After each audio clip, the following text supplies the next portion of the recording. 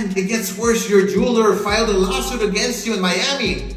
And many are saying you're gonna have to sell off your assets. I hate seeing this happen, bro. As I've always said, it's hard to make money, but it's even harder to keep it. Fought another exhibition against Gotti last Saturday. A real shit show that left the crowd booing in the arena at the end. Fans can't seem to get enough of Oscar De La Hoya's famous clapback Thursdays. Even though this latest edition dropped on a Friday, it still delivered the drama and controversy he's known for stirring up in his videos. This time felt especially explosive, as he set his sights on two of his most notable rivals in the boxing world, reigniting tensions that have been brewing for years. Canelo, do not fight Floyd, because you're too young, you have no experience. Right. Well, but he's a much bigger man. When you think of Oscar De La Hoya, it's hard not to immediately picture his long-running tensions with Canelo Alvarez and Floyd Mayweather Jr. As for Canelo, De La Hoya's latest remarks seem to build on the recent friction surrounding talk of a potential showdown with Terence Crawford. The debate intensified after comments from Turki Alalshik about the fight's direction and control. Canelo has made it clear that if such a bout were to happen, he would be the one calling the shots, reinforcing his position as the sport's top draw and ultimate decision-maker in negotiations. My man Turki Alalshik is making sure that real boxing is on its way back, and he's standing on making the best fights happen. When it came to Floyd Mayweather Jr., Oscar De La Hoya didn't hold back. Mayweather's recent exhibition rematch with John Gotti III already gave critics plenty to discuss, but De La Hoya took it a step further, adding his own sharp commentary to the situation. Mayweather has long shown he knows how to control the action and the headlines, both inside and outside the ring. That pattern seemed to continue after the exhibition bout, as controversy quickly followed the event, with legal issues reportedly surfacing just days later. Promote Floyd, yeah. And you know, he was, the time when he was making the, I think it was a Showtime. The 47-year-old Floyd Mayweather Jr. has once again drawn major attention, sparking reactions from fans, peers, and even longtime rival Oscar De La Hoya. In his exhibition rematch with John Gotti III, Mayweather came out aggressively and let his hands go early. While the event stirred nostalgia among supporters, many observers felt the contest itself was largely one-sided and lacked real competitive drama. What truly caught fans off guard, however, was a tense moment in the second round when Mayweather appeared frustrated and engaged in a heated exchange with the referee, a scene that briefly threatened to send the exhibition into chaos. Floyd literally had the referee swapped out. He didn't like that the referee told him to stop hitting behind the head. During the bout, Floyd Mayweather Jr. was warned for landing a shot behind his opponent's head. After the referee stepped in, tensions appeared to rise, and the official was later replaced, a moment that quickly became a talking point. That incident gave Oscar De La Hoya fresh material for his social media segment. Taking to Instagram for his well-known Clapback Thursday, humorously posted on a Friday while he said he was on vacation, De La Hoya opened with his usual theatrics, promising viewers facts and laughs before diving into the topic. He criticized Mayweather's exhibition with John Gotti III, describing the event as chaotic and claiming the crowd voiced its dissatisfaction by the end. De La Hoya specifically pointed to the second-round exchange with the referee, suggesting Mayweather was unhappy about being warned for shots to the back of the head and implying that he prefers officials to operate on his terms. According to De La Hoya, the entire episode reflected poorly on the event and added unnecessary drama to what was already a controversial night. You're a legend in the sport. I've stood up for you in countless interviews. The former champion-turned-promoter, Oscar De La Hoya, went on to show a rare moment of support for his longtime rival Floyd Mayweather Jr. He highlighted Mayweather's accomplishments and noted that he has defended him in several interviews, even mentioning a recent appearance on Club Shay Shay with Shannon Sharpe, where he spoke respectfully about Mayweather's legacy. Still, De La Hoya stressed that there comes a time to protect one's reputation. Addressing Mayweather directly, he pointed out that at 50 years old and already cemented as a legend, continuing with controversial exhibitions may not serve his long-term image. The California native also referenced a recent lawsuit alleging unpaid jewelry valued at nearly $4 million. While acknowledging that life can be complicated and expensive, De La Hoya urged Mayweather to prioritize how he will be remembered, emphasizing that no one wants to see a storied career overshadowed by offering disputes. Embarrassing yourself with these exhibitions. I know life is hard, I know life is expensive, but come on, dude, put your legacy first. Continuing his remarks, Oscar De La Hoya brought up the reported lawsuit filed against Floyd Mayweather Jr. by a Miami-based jeweler. He noted that the case involves millions of dollars and mentioned speculation that Mayweather could be forced to liquidate assets if the matter isn't resolved.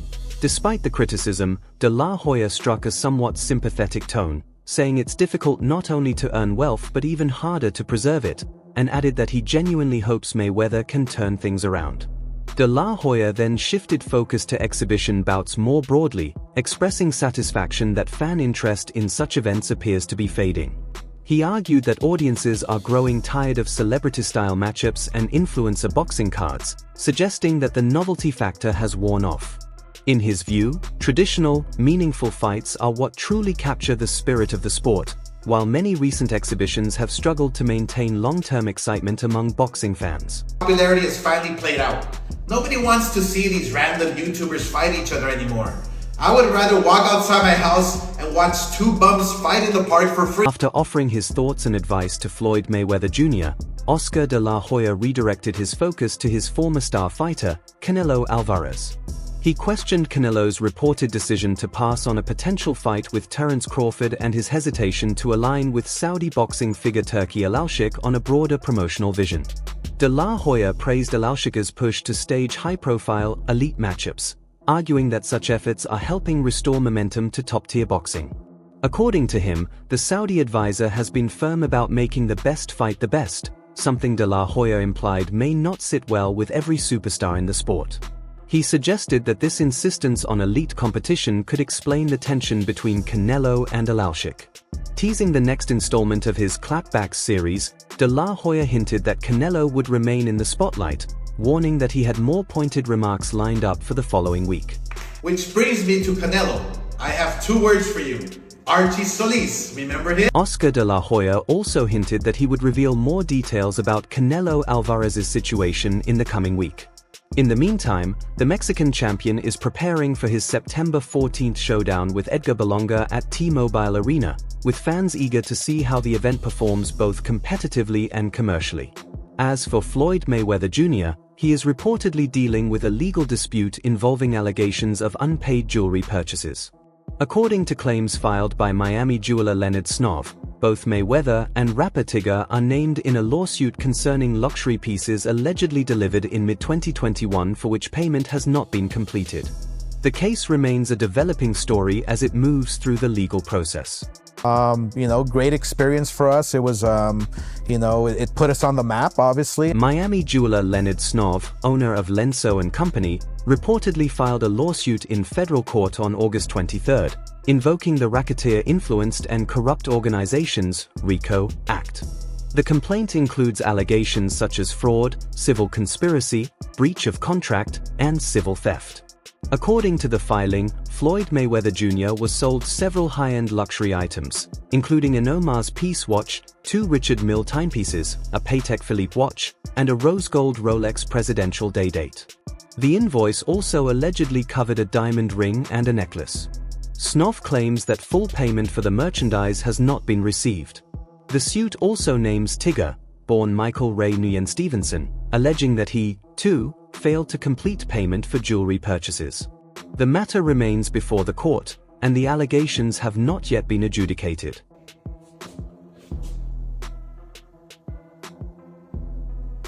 And of course, the company is Avian. According to a report by the Miami New Times, the lawsuit alleges that Floyd Mayweather Jr., 47, along with his company, the Money Team, engaged in what the plaintiff describes as predatory, unfair, and fraudulent practices to allegedly take possession of high-value jewelry without paying the full agreed amount.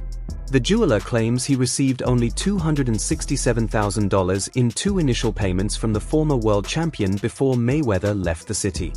While additional purchases were reportedly made afterward, the complaint states that despite repeated efforts and discussions with representatives, the remaining balance was never settled. According to the filing, the alleged outstanding amount tied to Mayweather's purchases is close to $3 to $4 million.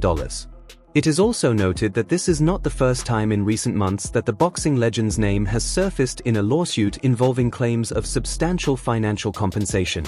The case is ongoing, and the allegations have yet to be proven in court. I need you guys to come closer and check this out. So let me kind of give you guys a breakdown. Well, in the industry, you see a lot of people with this kind of watch, this kind of watch, and this kind of watch. In a separate case filed in January, Eduardo Martinez alleged that members of Floyd Mayweather Jr.'s security team assaulted him during an incident 2 years earlier at a Yard House location in Los Angeles. According to the complaint, Martinez claims he was attempting to record Mayweather when he was noticed. He alleges that after being spotted, Mayweather instructed his security to intervene. The situation reportedly escalated into a physical altercation, during which Martinez says he was assaulted and his phone was nearly taken. The lawsuit further claims that despite the disturbance, the restaurant staff did not step in to de-escalate the situation. Martinez is now seeking $3 million in damages, citing physical injuries, emotional distress, and the humiliation he says he endured. As with the other case, these allegations remain claims made in court filings and have not been proven.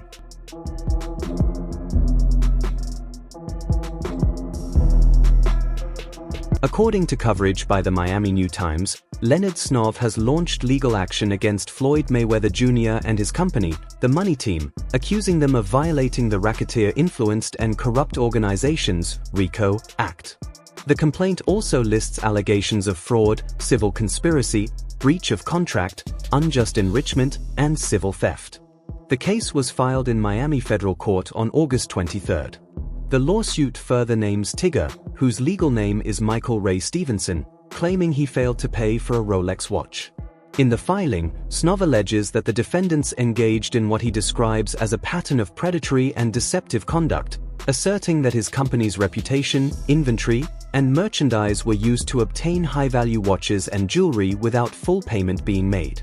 Snov, owner of Lenso & Company, states that during meetings in late June 2021 at the Fontainebleau Miami Beach, he sold Mayweather multiple luxury pieces.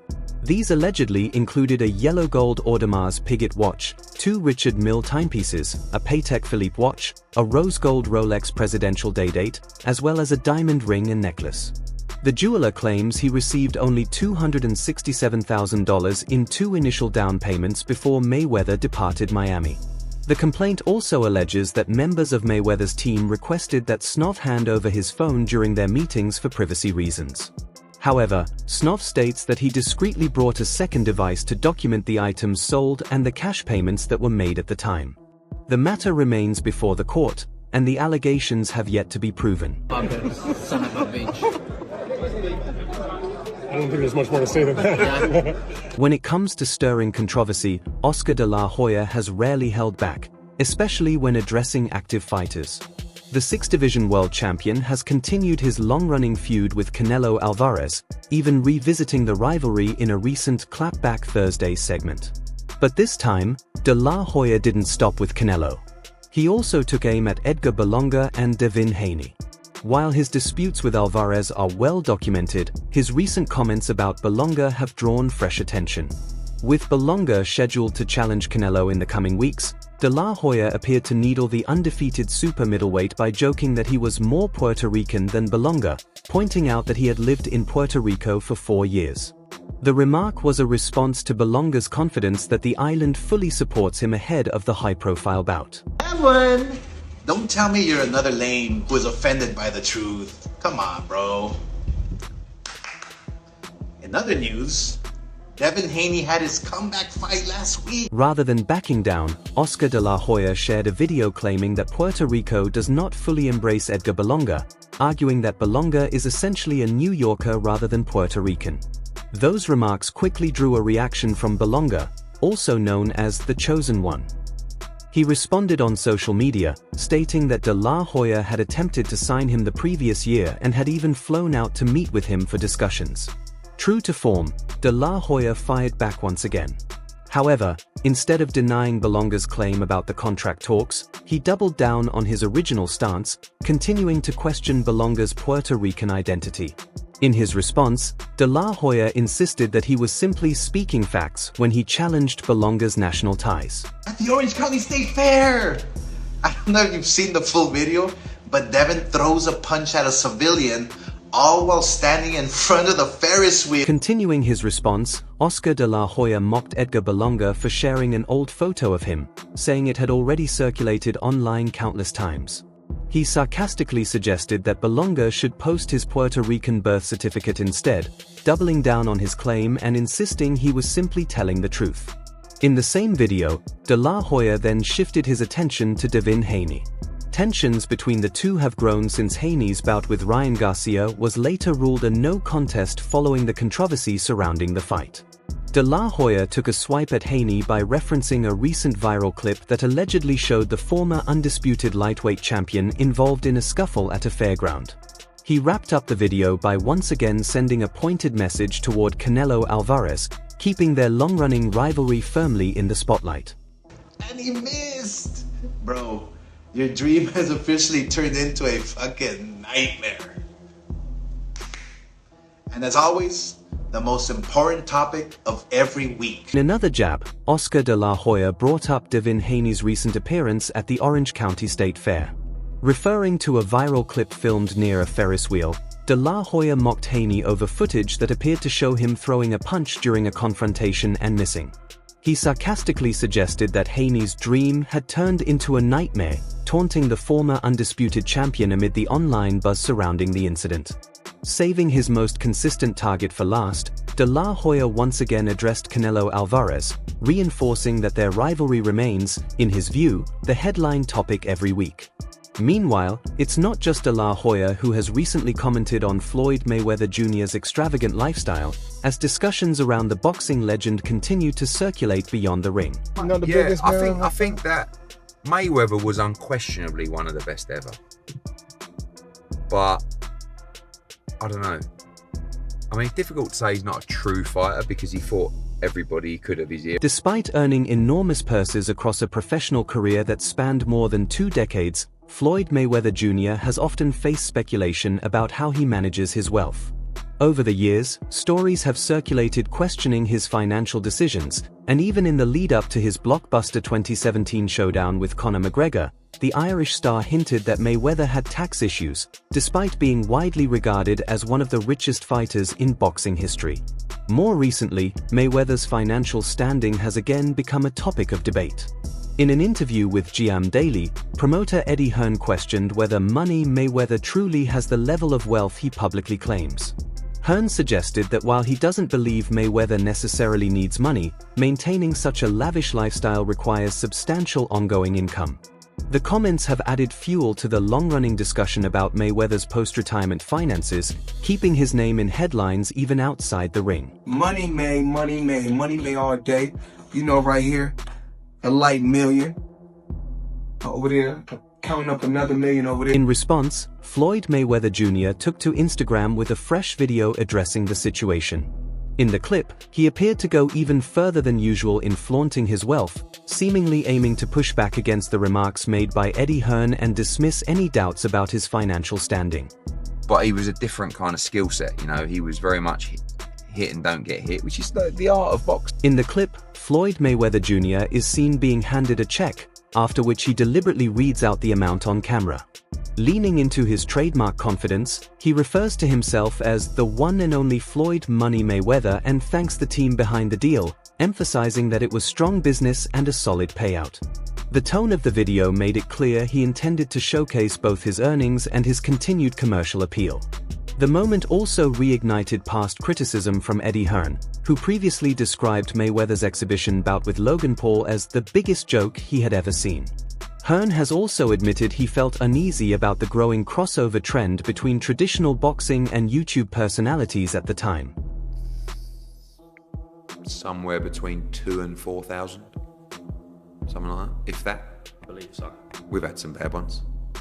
But this is, I've seen a map, someone posted a map yesterday. I mean, I don't know anyone that even knows Floyd Mayweather is fighting. Eddie Hearn was highly critical of the exhibition, claiming that Floyd Mayweather Jr. didn't look impressive in the ring against Logan Paul. He also said he was surprised by the number of empty seats at the Miami event. In a result that caught many observers off guard, Mayweather went the full scheduled distance with the YouTuber during their exhibition contest in Miami, Florida. Despite the financial success and global attention surrounding the bout, no official winner was declared, as exhibitions typically do not produce formal results. Paul managed to last all the scheduled rounds with the undefeated boxing great, which became one of the main talking points after the event. They're going to sell out the O2 Arena with Floyd Mayweather, and they are going to do a couple of 100,000 buys on pay-per-view. It's either going to get cancelled. News of the bout was met with heavy skepticism throughout the boxing community, with many fans and insiders questioning its sporting value. Eddie Hearn shared that sentiment and went a step further, reportedly calling the decision to broadcast the event a disgrace. In doing so, Hearn also took aim at Sky Sports, his former broadcast partner before Matchroom Boxing's high-profile move to DAZN. He criticized the network for airing the exhibition between Floyd Mayweather Jr. and Logan Paul, arguing that the spectacle blurred the line between elite-level boxing and entertainment-driven crossover events. Who's Floyd Mayweather is fighting on Saturday? Who is putting the money up for these events? Like, I think that the Mayweather fights are so f***ing naff, to be honest with you. But I don't actually mind.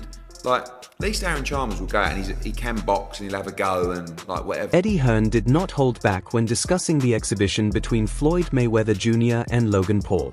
Speaking to TalkSport, Hearn described the event as the biggest joke he had ever seen and said he felt it was a mistake for it to be broadcast at all. He also expressed concern about the potential impact on younger viewers who might not fully understand Mayweather's legacy or appreciate the level at which he competed during his prime. In comments made to DAZN, Hearn added that the situation never sat comfortably with him and suggested that, in his view, the person whose image may have suffered most from the spectacle was Mayweather himself, whether or not the boxing legend was bothered by it. Literally no one knows that is even happening. Someone has hired out the O2 Arena. Continuing his criticism, Eddie Hearn argued that the exhibition did not reflect well on Floyd Mayweather Jr.'s legacy. He suggested that younger fans watching the bout might struggle to understand how dominant Mayweather was in his prime, especially given the awkward nature of the contest. While acknowledging that Logan Paul relied heavily on clinching, Hearn maintained that, from his perspective, the event was not a good advertisement for professional boxing. However, Hearn drew a distinction when discussing crossover bouts such as Jake Paul versus Tyron Woodley, saying he had fewer issues with matchups where both competitors were closer in experience and taking the sport seriously. It's worth noting that Hearn himself stepped into the celebrity boxing space when he promoted the 2019 rematch between Logan Paul and KSI, highlighting the evolving landscape between traditional boxing and influencer-driven events. Thinking they're going to sell out the O2 Arena with Floyd Mayweather, and they are going to do a couple of 100,000 buys on pay-per-view. It's either going to get cancelled. As a result, Eddie Hearn stopped short of completely attacking the pay-per-view model itself, but he admitted he was surprised by what appeared to be a low in-arena turnout. He said that although the event may have performed strongly on pay-per-view, the visual impression from clips and social media made it seem like the venue was far from full. Hearn explained that he didn't stay up to watch the full show, but when he later checked reactions online, he was taken aback by how empty parts of the arena looked. From his perspective, it felt unusual given the scale of the names involved, particularly Floyd Mayweather Jr. and Logan Paul. And that wraps up the latest developments. For more updates on major moments, events, and stories from the boxing world, stay tuned and keep following the conversation. Until next time.